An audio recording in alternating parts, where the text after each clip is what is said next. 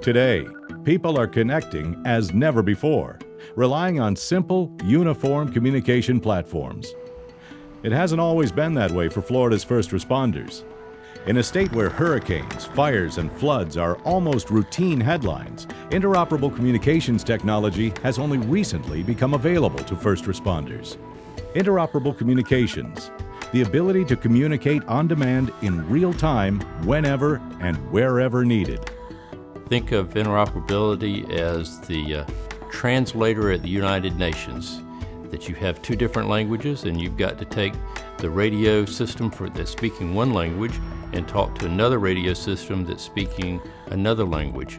And it's that interoperability piece that's the common denominator between the two radio systems.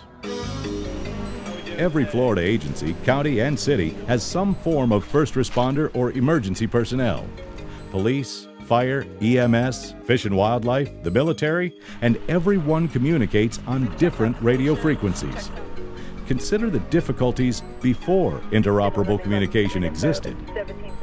Well, we had a little thing called Hurricane Andrew in Dade County, and we had to, not only did we have to survive the actual hurricane itself, but then the aftermath of the hurricane was really trying to get 1,000 people that came to help, all talking to one another when we had no resources of any kind. We had to sit in the parking lot with a car, and we would stage cars in other strategic locations, and we actually relayed the information from car to car to get it to the troopers and officers in the field.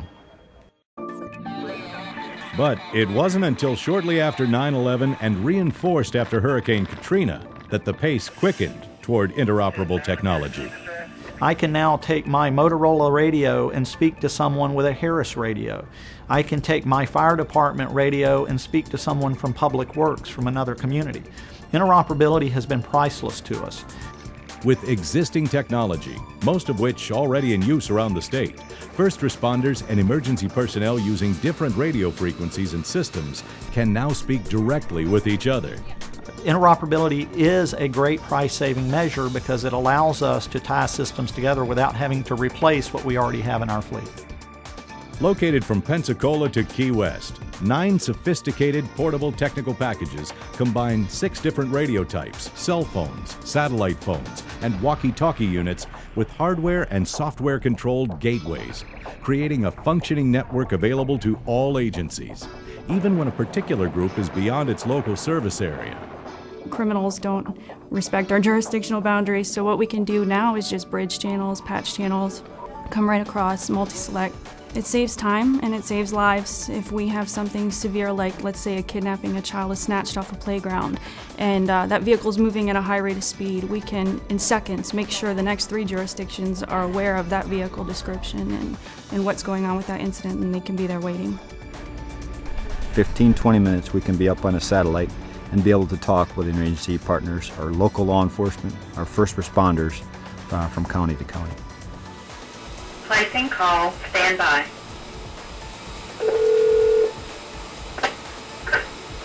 Test 1 2.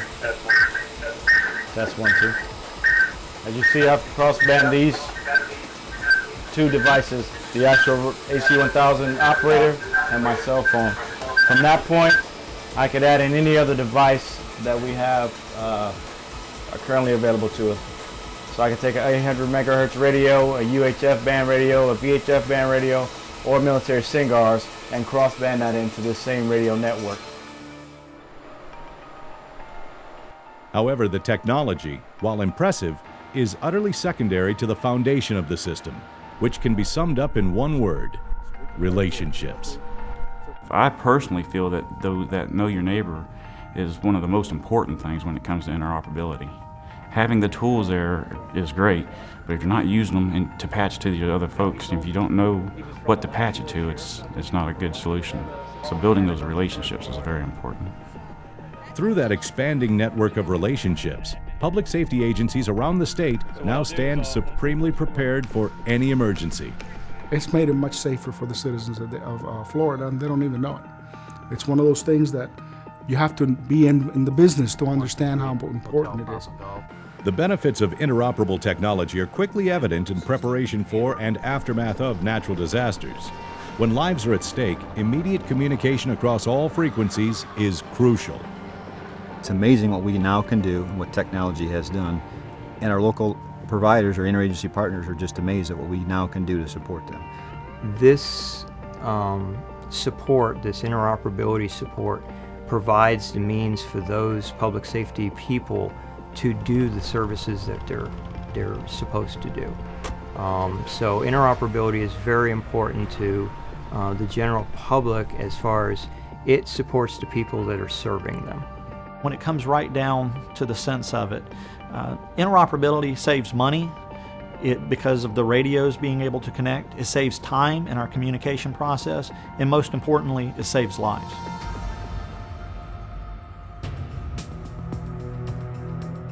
Florida is home to more than 18 million people, and unquestionably, the safety of our residents and visitors is the state's highest priority.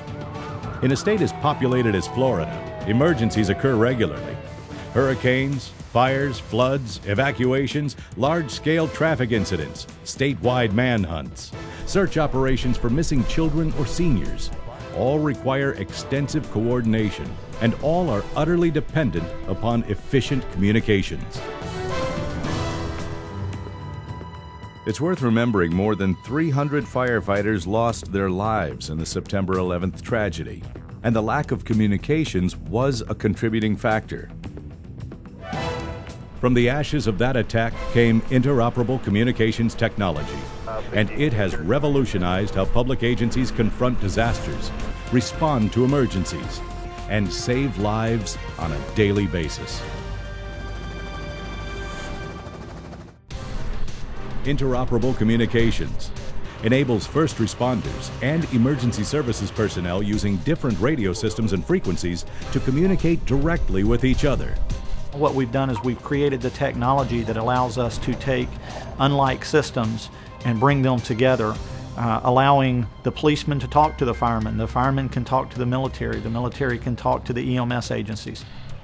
It provides resources enabling first responders and emergency services personnel to communicate with each other when they're out of their local service area.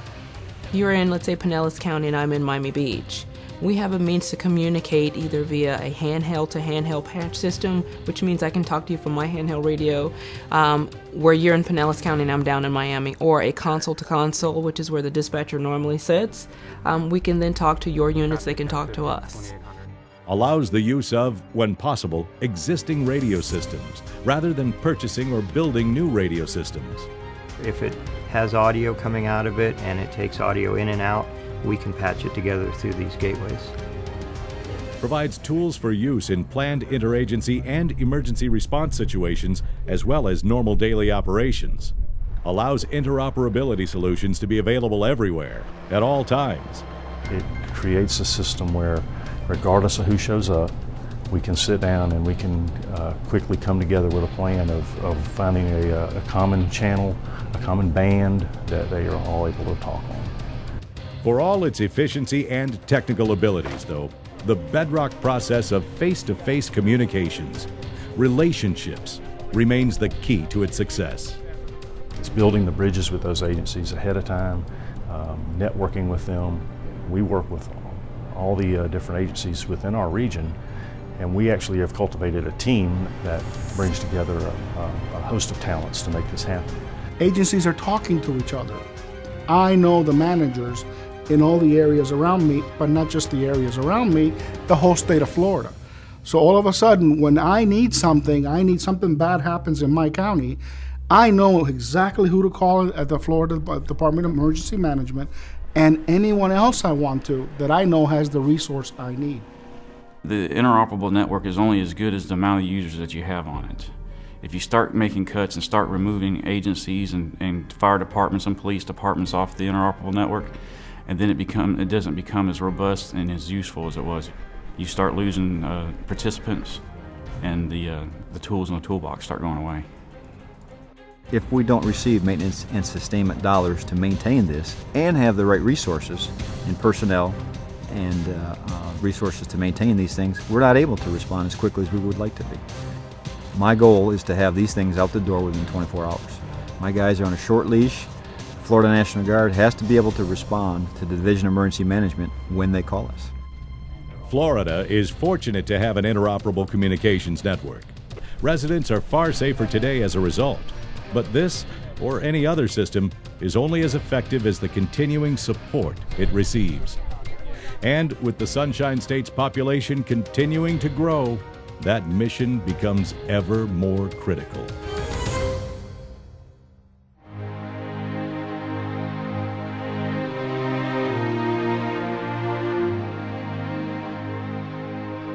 Disasters play out around us every day. Hurricanes, fires, floods, tornadoes, snowstorms, earthquakes, tsunamis, from New York to Haiti to Japan. The chances you'll be affected by such events might be slim, but your life might, one day, depend upon interoperable communications technology. Although it sounds complex, the concept is simple. Taking radio communications from any public safety agency and connecting with any number of other agencies, even if their communications equipment is different. If you tried to take a telephone call and have 5 people get exactly the same information with 5 different telephone calls, it's not possible. You're going to get something a little bit different. Somebody's going to interpret something different. By having the interoperability and everybody hearing the same conversation, the ability to get feedback and clarification during that conversation is much clearer and safer. Having common communication capability allows public safety agencies to get boots on the ground faster, with far more cost effectiveness than ever before. With equipment most agencies already have in place, Florida's residents are immeasurably safer as a result. I have access to a multitude of law enforcement and fire agencies, whereas I didn't have that before. At the simple push of a button, I can have Miami-Dade, Miami Beach, Broward County, Aventura, Fort Lauderdale, Lauderdale Lakes, all basically at my fingertips to assist me and keep me, my family, my friends, and my community safe. The technology is impressive and extends our ability to communicate in a crisis far beyond anything we've enjoyed before. But forming and maintaining relationships with other agencies is the key to ensuring the technology reaches its highest potential. Interoperable communications is a multiplier on how well you're already communicating on a scene. But if we all remember what happens when you multiply by 0, you get nothing. If you're not communicating on a scene, if you don't have good communication processes, face-to-face, agencies talking to agencies, policemen talking to firemen, interoperable communications will not solve your problem because it adds the technical side to it. And that's the greatest misunderstanding about interoperable communications. The only way you really get to understand the capabilities of the agencies you're supporting is to work together through training events like this. You identify where the gaps are in the equipment you have, you identify where the gaps are in the policies and procedures you have, and better yet, you're able to close those gaps and identify the resources that you need to identify those shortfalls and to correct the shortfalls. Whether in times of natural disaster, large public events, or law enforcement crises, interoperable communication enables swift, efficient, cost-effective responses. You get really tunnel vision in Florida when we start looking at what hazards we face here. We always look at hurricanes, and hurricanes are a big part of what we do. But the interoperable communications can span so many different types of things. You're looking at things like manhunts, child abductions, where we bring in other multitude of agencies. Florida's devastating 2004 hurricane season was the tipping point for accelerating the adoption and deployment of interoperable communications around the state. The multitude of storms brought into sharp focus the critical need for unified communications and rallied lawmakers to the cause. where emergencies are concerned, it's never a question of if, but when.